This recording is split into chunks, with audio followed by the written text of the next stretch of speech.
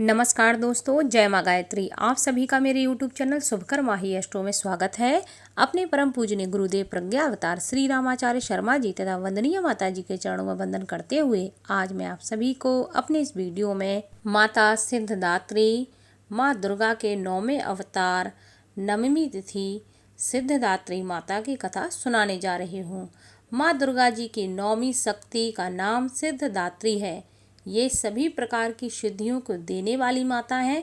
नवरात्रि के 9वें दिन इनकी उपासना की जाती है। इस दिन शास्त्रीय विधि विधान और पूर्ण निष्ठा के साथ साधना करने वाले साधक को सभी प्रकार की सिद्धियां प्राप्त होती हैं। सृष्टि में कुछ भी उसके लिए अगम्य नहीं रह जाता जो वह प्राप्त न कर सके। ब्रह्मांड पर पूर्ण विजय प्राप्त करने की सामर्थ्य उस व्यक्ति में आ जाती है। नवदुर्गाओं में माँ सिद्धिदात्री अंतिम दिन इनकी पूजा की जाती है। नवमी के दिन माँ सिद्धिदात्री को प्रसन्न करने के लिए उनके इस मंत्र का जरूर जप करना चाहिए।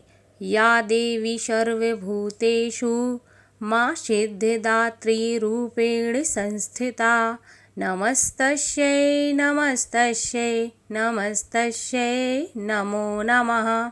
इसका अर्थ है, हे माँ सर्वत्र विराजमान और माँ सिद्धिदात्री के रूप में प्रसिद्ध अम्बे, आपको मेरा बारंबार प्रणाम है।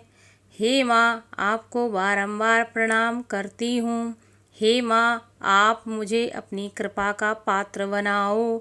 आप मेरे ऊपर कृपा करो।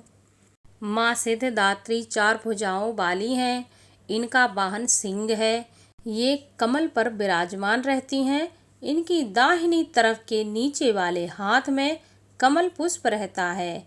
मार्कंडेय पुराण के अनुसार 8 सिद्धियां बताई गई हैं, जिनमें अणिमा, महिमा, गरिमा, लघिमा, प्राप्ति, प्राकम्य, ईश्वरत्व और वशित्व है। वहीं ब्रह्म वैवर्त पुराण के अनुसार श्री कृष्ण जन्म खंड में यह संख्या 18 बताई गई है। माँ सिद्धिदात्री भक्तों और साधकों को ये सभी प्रकार की सिद्धियां प्रदान करने में सामर्थ्यवान है। देवी पुराण के अनुसार भगवान शिव ने भी उनकी कृपा से ही इन सिद्धियों को प्राप्त किया था। माता की अनुकंपा से ही भगवान शिव का आधा शरीर देवी का हुआ था। इसी कारण वे लोक में अर्धनारीश्वर के नाम से प्रसिद्ध हुए। प्रत्येक मनुष्य का यह कर्तव्य है कि वह माँ सिद्धिदात्री की कृपा प्राप्त करने का निरंतर प्रयत्न करे, उनकी आराधना की ओर अग्रसर रहे। इनकी कृपा से अनंत दुख दूर हो जाते हैं और व्यक्ति को संसार के समस्त सुख प्राप्त होते हैं और व्यक्ति बाद में मोक्ष को प्राप्त कर सकता है। माँ सिद्धिदात्री माँ के कृपा पात्र भक्त के भीतर ऐसी कोई कामना शेष नहीं बचती जिसे वह पूर्ण करना चाहे। वहीं सभी सांसारिक इच्छाओं, आवश्यकताओं और उससे ऊपर उठकर मानसिक रूप से माँ भगवती के दिव्य लोकों में विचरण करता हुआ, उनके कृपा रस पीयूष का निरंतर पान करता हुआ विषय भोग शून्य हो जाता है। माँ भगवती का परम सानिध्य ही उसका सर्वस्व हो जाता है। इस परम पद को पाने के बाद उसे अन्य किसी भी वस्तु की आवश्यकता नहीं रह जाती।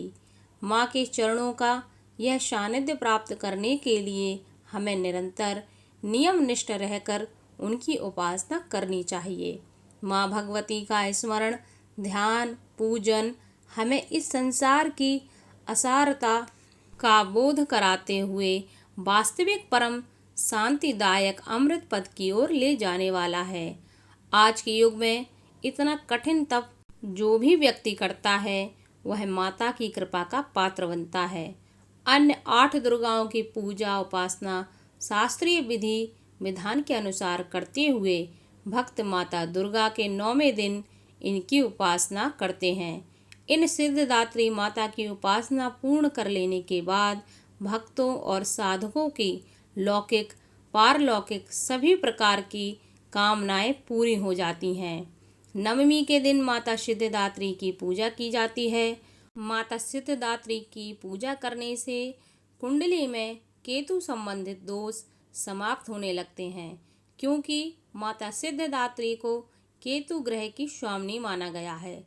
जो जातक नवमी के दिन माता सिद्धिदात्री की पूजा करते हैं, उनके जीवन में केतु संबंधित सारे दोष समाप्त हो जाते हैं और जीवन में कोई भी ऐसी मनोकामना नहीं रहती जो उसकी पूर्ण ना हो, क्योंकि माता की कृपा से व्यक्ति की सारी मनोकामनाएं पूरी हो जाती हैं। जय हो मां सिद्धिदात्री की। धन्यवाद।